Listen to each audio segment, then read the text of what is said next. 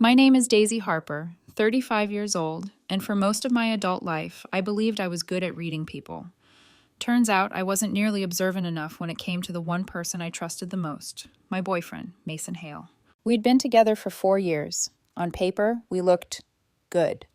2 careers, a decent house, matching travel mugs, the kind of couple who got invited to weddings because people assumed we were stable. But while the world saw stability, I was starting to feel the cracks beneath my feet. Hairline fractures forming long before that night. The wedding. The night everything ended. Not with a fight, not with tears, not with a dramatic confrontation, but with a laugh. A cruel, careless laugh that told me the truth I'd been trying to avoid. It was last Saturday, and we were attending the wedding of one of Mason's college friends. The ballroom was filled with crystal chandeliers, overpriced floral arrangements, and people pretending to be wealthier than they were. Mason loves that kind of crowd. Attention, spotlights, any room where he can perform. And of course, he had Lena with him. Lena Kingsley, his female best friend, practically his sister, as he'd always called her. The kind of woman who hugs him a little too tightly, laughs a little too loudly at his jokes, and looks at me like I'm an inconvenient placeholder. I used to tell myself I was being dramatic, that Mason couldn't see the way she clung to him, but tonight he didn't even try to hide it. He danced with her all night. Not once did he come over to check on me. Not once did he ask if I wanted to dance, or even if I needed anything. I watched them spin under the golden lights, her head thrown back, his hand on her waist, the kind of intimate familiarity that should have belonged to us, not them. I wasn't angry, I was just tired. So tired. It happened around 10 p.m. I was standing near the bar, talking politely with one of the groom's uncles. Mason and Lena were across the room with a group of people I didn't know. Someone, a woman in a navy dress, pointed at the silver braided bracelet on Mason's wrist. The couple's bracelet I had given him last Christmas. "Is that a matching one?" she asked, smiling.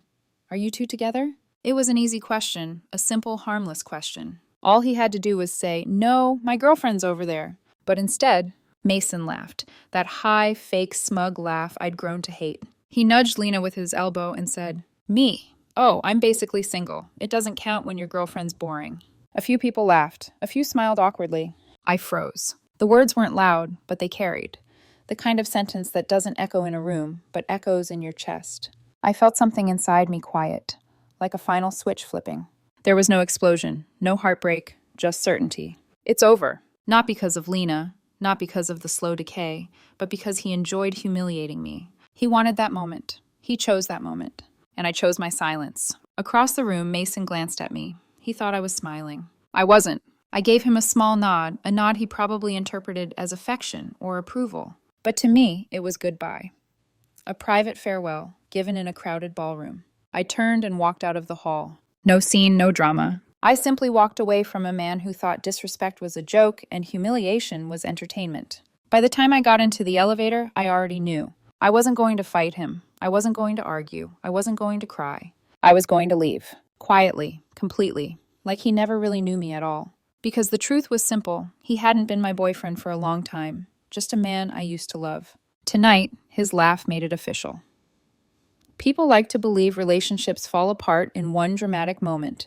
One betrayal, one argument, one mistake you can point to. But that's never how it really happens. Relationships die slowly, quietly, one small disappointment at a time. Long before that wedding night, long before the humiliation, I knew something in Mason had shifted. What I didn't know was when exactly I stopped being his partner and became a placeholder in his life. But looking back, the trail of red flags was long and embarrassingly bright. It started with the phone. At first, Mason was just protective of it, turned it face down on tables, kept notifications hidden, mentioned he was too tired to talk whenever I asked about the non-stop messaging. But then, Lena's name started appearing more and more. A ding from his phone at midnight, his thumb flying across the screen, smiling into the glow, a quick tilt of the device so I couldn't see. I tried to brush it off, telling myself she's just his best friend. Relax. And I did, for months, until the comparisons started. Lena said I should try this. Lena thinks that restaurant is overrated. Lena told me I'm too patient with you. That last one stung more than I expected. When your boyfriend begins quoting another woman like she's his personal compass, you feel something inside you tighten, like you're being slowly replaced without anyone saying it out loud. 8 months ago, I planned our anniversary trip, a quiet cabin in the mountains, a place where we used to escape to when life felt overwhelming. I spent weeks researching the perfect one. I wanted us to reconnect, to breathe again, to remember why we chose each other. Mason barely glanced at the photos. The next day, he came home beaming. "So Lena found this new resort on the coast," he said, scrolling on his phone. "She thinks we'd love it. Let's go there instead." There was no "what do you think, Daisy?" No discussion. It was a decision already made, somewhere between him and Lena, a place I was no longer invited into.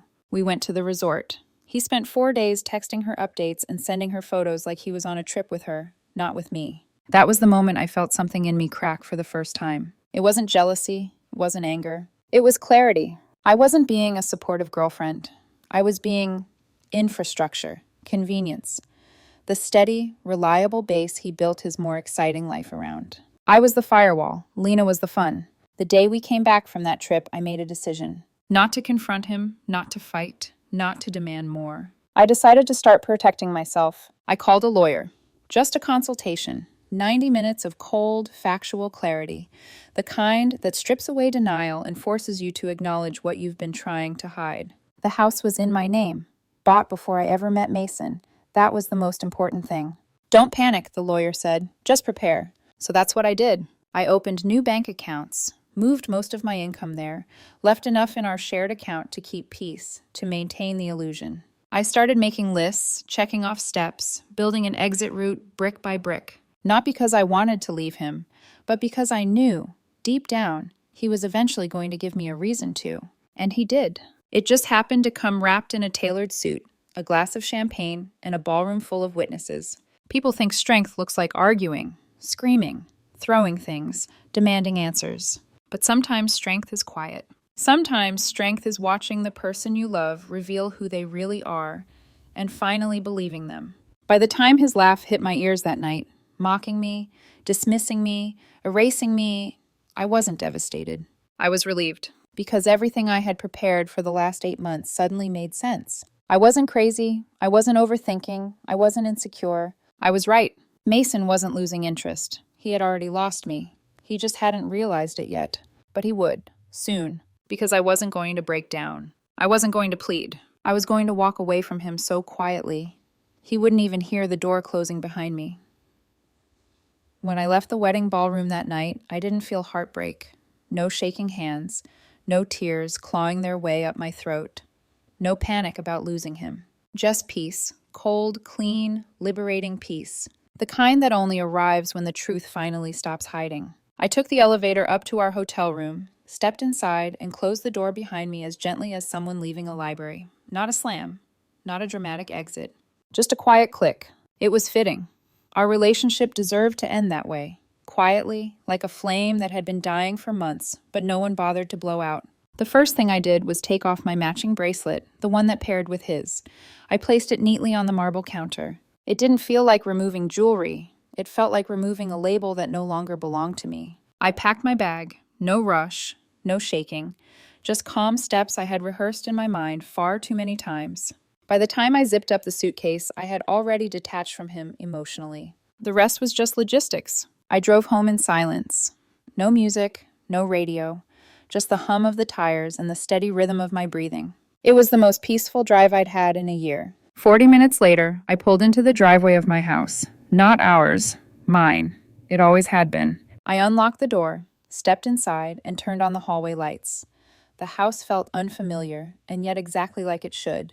Empty of him, full of possibility. I didn't sit down, didn't rest, didn't pour a glass of wine to think things over. No. I walked straight to the smart home panel in the kitchen. One tap, user settings, scroll, select Mason Hale, delete profile. His access code dissolved. His key fob became useless. In 5 seconds, he became a stranger to my home. Next, I changed the garage code. I switched the alarm pin. I disconnected his phone from the Wi-Fi network. A quiet severing, precise, surgical. When I was done, I stood alone in the dimly lit kitchen. It was the first time in months the house didn't feel suffocating. Then came the financial cleanup. I logged into our shared account. the one he used mostly for his personal expenses. Thousands gone in casual spending. Dinners with friends, trips with Lena. Her birthday gifts he claimed were just thoughtful gestures. I transferred the remaining balance into my private account, left the shared one with enough to avoid suspicion when he checked it in the morning, but nothing he could rely on. Next, his supplementary credit card, the one he used like it was his personal piggy bank. I reported it stolen, instant freeze, access denied. The digital leash snapped cleanly, and then came the physical erasure. Most people don't realize this, but ending a relationship, truly ending it, isn't emotional, it's tactical. I had bought moving boxes months ago, flat packed, stacked neatly in the garage. I pulled them out, unfolded them, taped them shut, and began to pack. His closet first. Shirts he never once bothered to hang. Jackets he bought because Lena liked the color. Shoes he said I didn't have the fashion eye to pick for him. Then the bathroom. His cologne, his hair products, the razor he never cleaned. Kitchen drawers, the home office, everything. I moved like I was clearing a guest room after a long and overstayed visit. I wasn't angry. I wasn't grieving. I was efficient. Methodical. Detached. I sealed each box, labeled it, and stacked it neatly in the garage.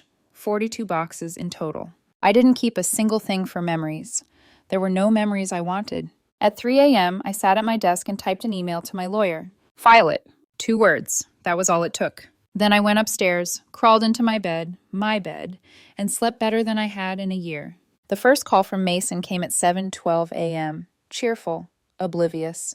Morning, babe. Did you go to work early? I didn't answer. The second call came at 8:03 a.m. Sharper, confused. My card got declined at checkout. Did something happen to the bank account? I ignored that one too. The third call came at 9:10 a.m. Panic, fear, breathing too fast. Daisy, why doesn't my key work? I'm outside. Let me in. I answered that one. Hi, Mason. Daisy, what the hell is going on? You're locked out. What? Stop joking. Let me in. No. What do you mean no? Daisy, seriously. I heard you, I said calmly, last night, when you told everyone you were basically single because your girlfriend is boring. The silence on his end lasted 3 full seconds. Then, that was a joke. I don't care, I said. You can consider this my punchline. Daisy, don't do this. Don't be dramatic. I'm not being dramatic. I'm being done. He started to deny, started to justify, started to twist. I cut through all of it. All your things are in 42 boxes in the garage, I said. A moving company will take them to a storage unit tomorrow. I paid for 3 months. After that, it's yours to handle. Daisy! The accounts are cleared. The card is canceled. The legal papers will be served soon. His voice cracked. For the first time, he wasn't in control. We're finished, Mason. And then I hung up. Blocked him. Blocked Lena. Blocked anyone who enabled this. Phase 1, complete. I stood in my quiet kitchen, letting the morning sun seep in through the windows. For the first time in a long time, the peace wasn't forced. It was real. If Mason had accepted the breakup with even a shred of humility, things might have ended quietly. But men like him, men who rely on ego the way lungs rely on air, they don't go down silently. The moment he realized I wasn't bluffing, wasn't crying, wasn't begging, something snapped in him and in Lena. Because of course, she couldn't resist getting involved. By noon the next day, the smear campaign had begun. Apparently, Mason and Lena spent the entire night crafting a story dramatic enough to make them the victims. According to their version, I was insecure. I was controlling. I was jealous of Lena. I imagined things at the wedding. I kicked him out in a screaming rage. A work of fiction so polished, it could have won an award. People started texting me. Are you okay? I heard you had a breakdown. Why did you throw Mason out? I didn't respond to a single one. Silence is the sharpest knife. Let them talk. Let them perform. I knew exactly how this story would end. The next morning, they escalated. I checked my security camera feed while drinking coffee. There they were, Mason and Lena standing on the driveway, whispering urgently, gesturing at the house like real estate agents trying to sell a lie. Lena kept folding her arms dramatically.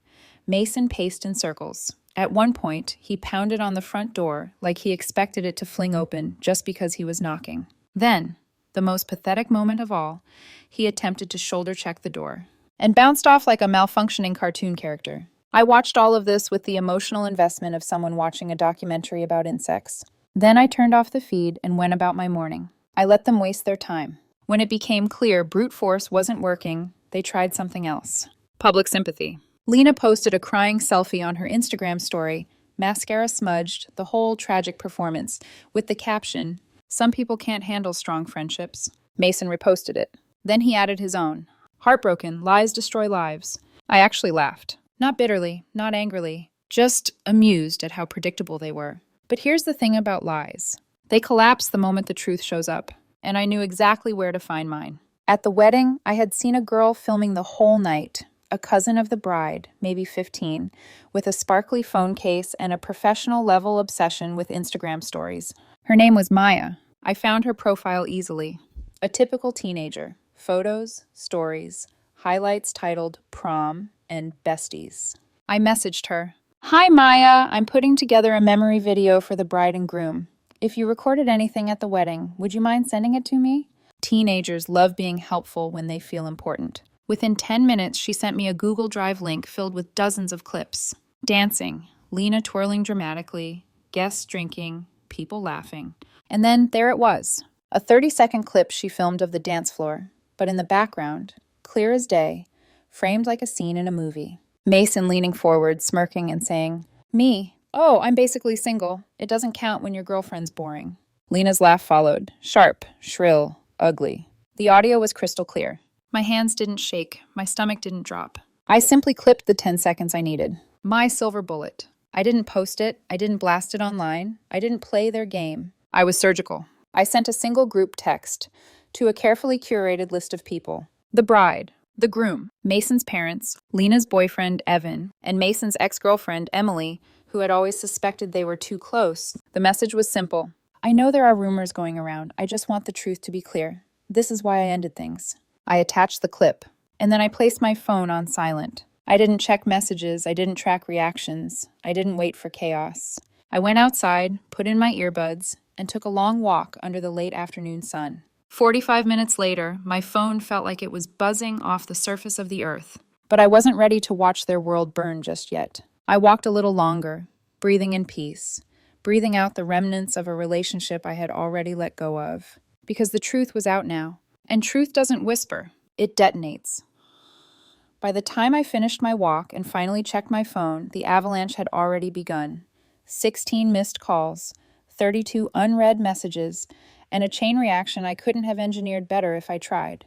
People believe karma is slow, but sometimes all it needs is a 10-second video and the right audience. The bride was the first to respond. A furious wall of messages. "Daisy, we did not know. I am so sorry. I cannot believe he said that at our wedding. We're done with him." Then her husband. "If you need anything, please let us know. That was disgusting."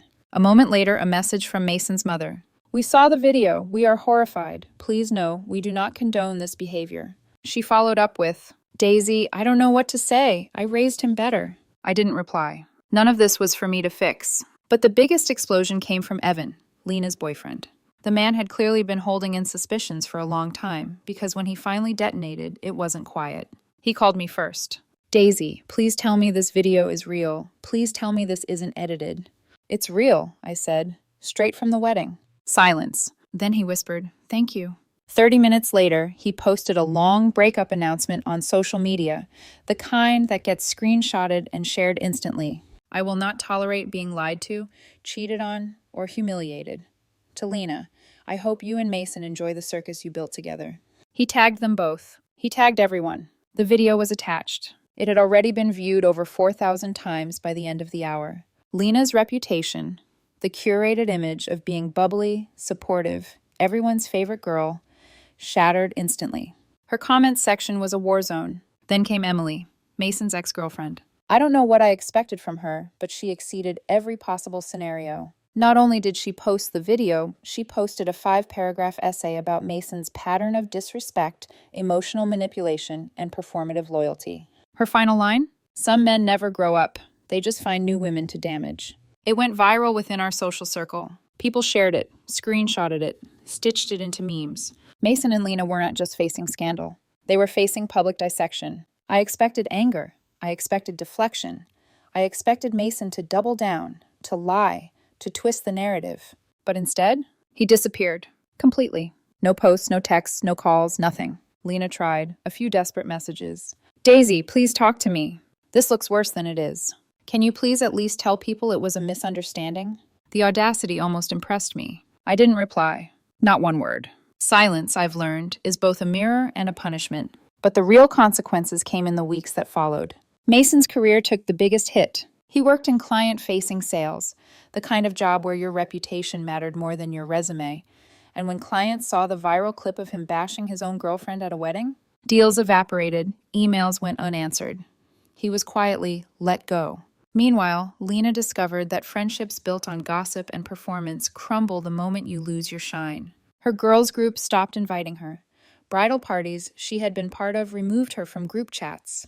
One friend even commented on her post, "If you disrespect someone like that, what would you say about us behind closed doors?"